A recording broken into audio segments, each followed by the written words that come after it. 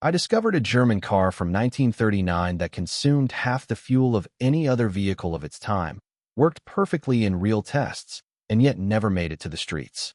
Before we begin, let me know in the comments where you are watching this video from, so I can see how far it reached. The history of the automobile is full of convenient lies.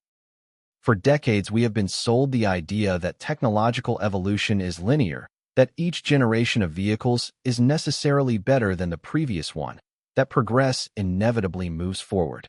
But the truth is much darker and more fascinating. In the dusty archives of the German automotive industry lies the silent testimony of a revolution that never happened, of a future that could have been and was deliberately buried under layers of economic interests, industrial convenience, and the cruel machinery of war. Stuttgart, 1939. The world was preparing for the abyss. Europe held its breath as political tensions reached their boiling point. But in the laboratories and testing centers of Germany, far from fiery speeches and military parades, a group of engineers was about to achieve something extraordinary. Something that would question the very foundations of how we understood motorized transport. The prototype had no catchy commercial name.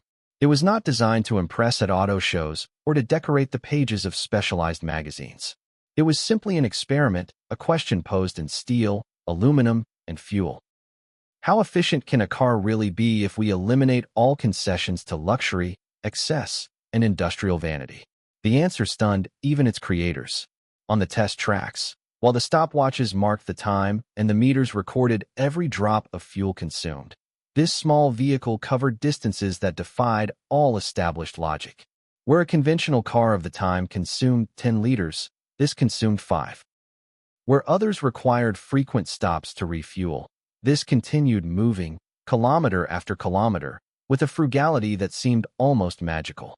But there was no magic, only brilliant and ruthless engineering.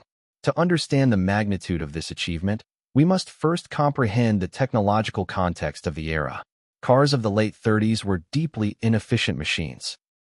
Direct descendants of horse-drawn carriages, they had evolved chaotically, adding power and speed without really considering the energy cost of each kilometer traveled. Engines were massive blocks of cast iron, designed with wide tolerances and little optimization. Power was achieved by sheer displacement. More cylinders, more engine size, more fuel. The concept of thermodynamic efficiency was secondary, almost an afterthought. What mattered was torque, the ability to drag the considerable weight of the vehicle and its occupants over roads that were often little more than improved paths. Aerodynamics was practically non-existent. Cars were rolling boxes, with flat surfaces that hit the air like moving walls. Aerodynamic resistance was considered a minor problem, something to simply deal with by adding more power to the engine. No one seriously thought about designing the body to cooperate with the air instead of fighting against it. Weight was another ignored enemy. The chassis were robust to the point of brutality, built with steel beams that could support loads many times higher than they would ever experience. The bodies were made with thick metal panels, unnecessarily reinforced. Every component was oversized, following an engineering philosophy that equated heaviness with quality. The tires offered considerable rolling resistance, with primitive rubber compounds and tread designs thought more for durability than for efficiency. The friction between the rubber and asphalt devoured energy that the engine had to compensate for by burning more fuel. In this landscape of systemic inefficiency, the German prototype was a technical heresy. The responsible engineers had adopted a radically different approach. Instead of starting with a conventional design and trying to improve it, they started from scratch, questioning every assumption, challenging every established convention. Their fundamental question was not, how do we make a better car? But what is really necessary to transport people efficiently? The answer began with weight. The prototype weighed approximately half of a comparable vehicle of the time. This reduction was not achieved through cheap tricks or compromising structural integrity.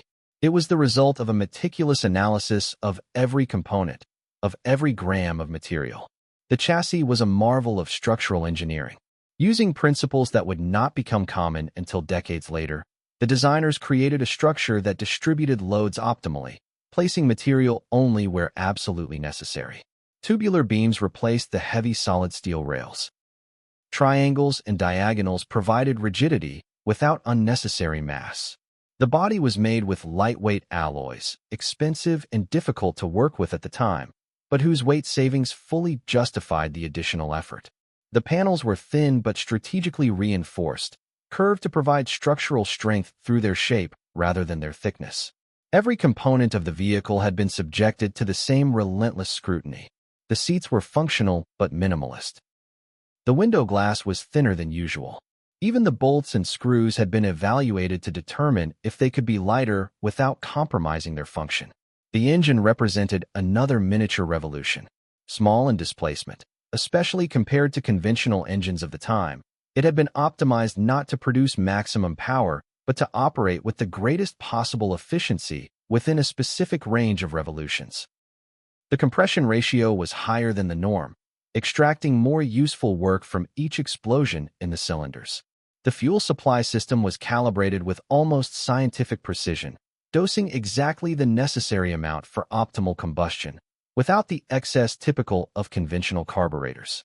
The cooling system was minimal but sufficient, sized exactly for the engine's thermal needs without the usual oversizing that added weight and complexity. Every moving part had been balanced and polished to reduce internal friction, allowing more of the energy generated by combustion to translate into wheel movement instead of being lost as heat and mechanical resistance. But perhaps the most revolutionary aspect of the prototype was its aerodynamics. At a time when cars were fundamentally boxes on wheels, this vehicle featured fluid lines that looked taken from a distant future. The shape had been developed through empirical tests in wind tunnels, facilities that existed but were rarely used for civil automotive design. The engineers had observed how air flowed over different shapes, measured the resistance, iterated, and refined. The result was a teardrop profile with a rounded front that smoothly divided the air, a smooth midsection without unnecessary protrusions, and an elongated tail that allowed the air to converge gradually behind the vehicle, minimizing the turbulence that normally created suction, which slowed conventional cars. The wheels were partially covered. Rear-view mirrors, when present, were minimal and elegantly integrated.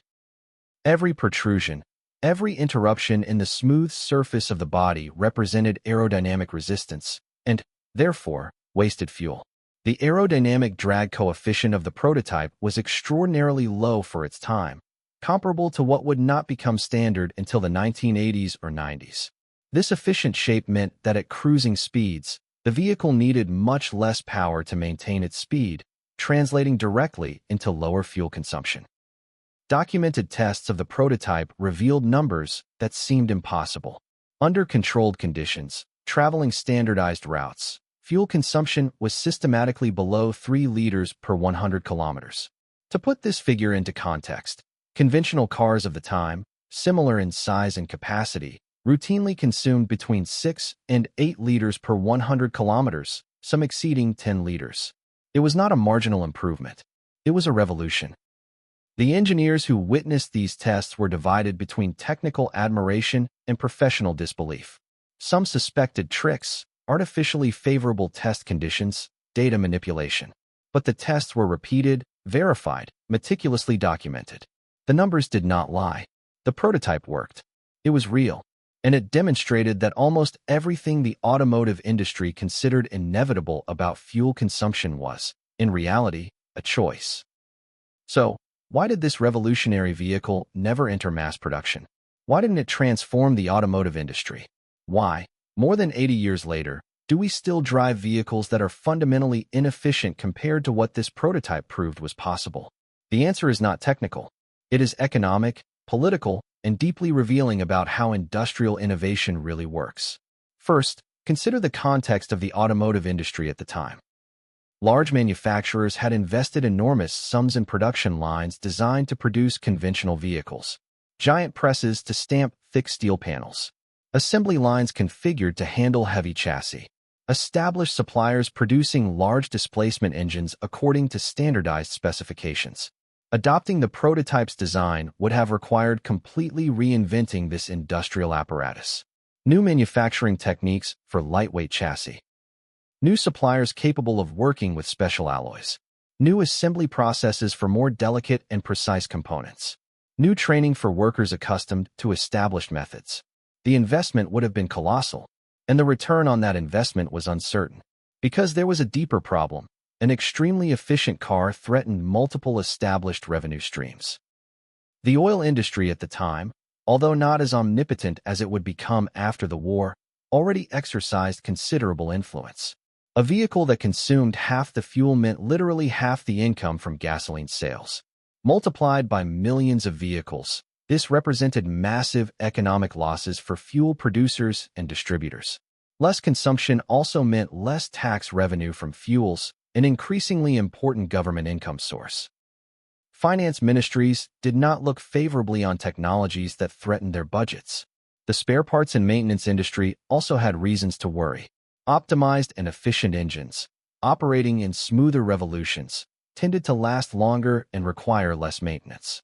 Lightweight and well-designed components failed less frequently than oversized, stressed parts of conventional designs.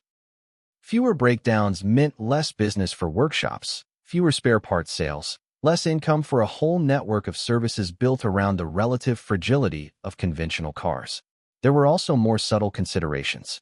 Cars of the time were status symbols, and part of that status derived from their size, weight, and power. A small, light, and efficient car could be perceived as inferior, as a compromise solution for those who could not afford something better. Consumer psychology valued excess, visible robustness, the solid feel that weight provided. Convincing the market that less was really more would have required a massive marketing campaign and a significant cultural shift.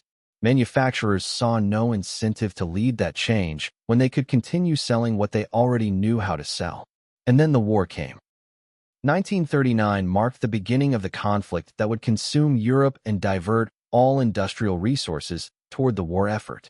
The engineers who had developed the efficient prototype were reassigned to military projects. The testing facilities became military vehicle development centers.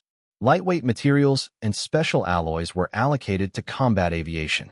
The prototype was carefully documented, photographed, archived, and forgotten. During the war years, fuel efficiency gained new importance, but in completely different military contexts. Fascinating technologies were developed: synthetic fuels, engines optimized for extreme conditions, aerodynamic designs for reconnaissance vehicles.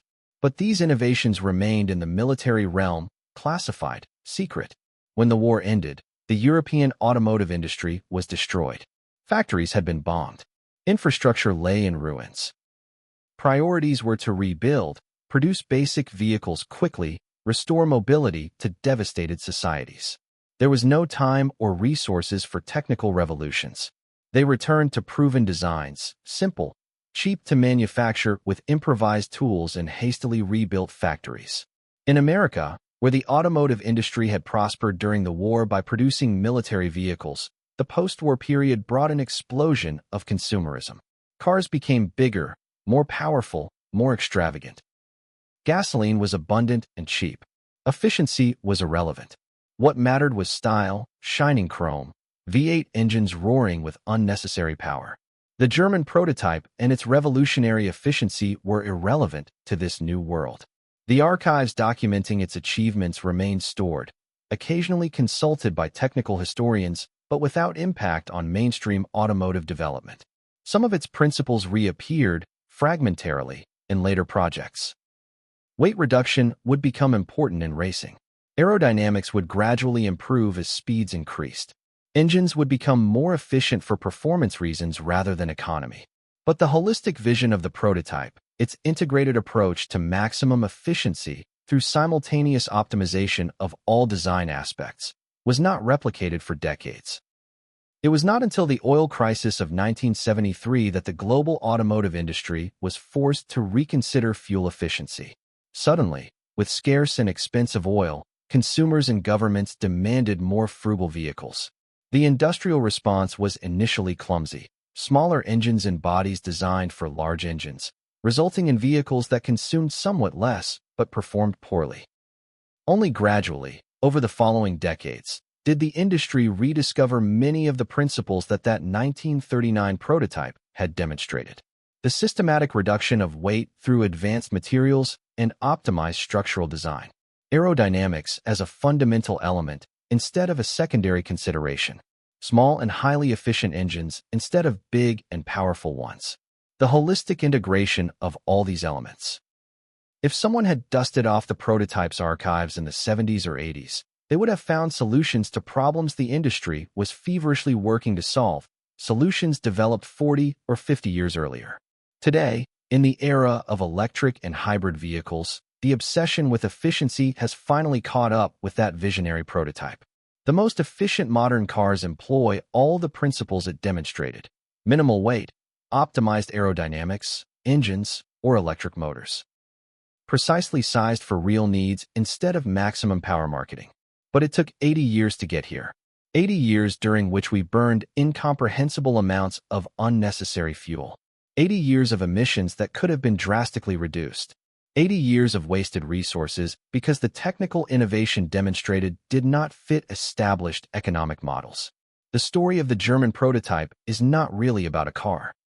It is about how genuine innovation can be suppressed not by technical limitations, but by economic structures that benefit from the status quo. It is about how what is technically possible and what is commercially viable can diverge completely. It is about how real progress is not linear nor inevitable, but contingent, fragile, subject to forces that have nothing to do with engineering. That small, efficient vehicle proved that we could do better. And we chose not to. Not because we couldn't, but because too many people profited from inefficiency. That is perhaps the most disturbing and lasting lesson of this forgotten story.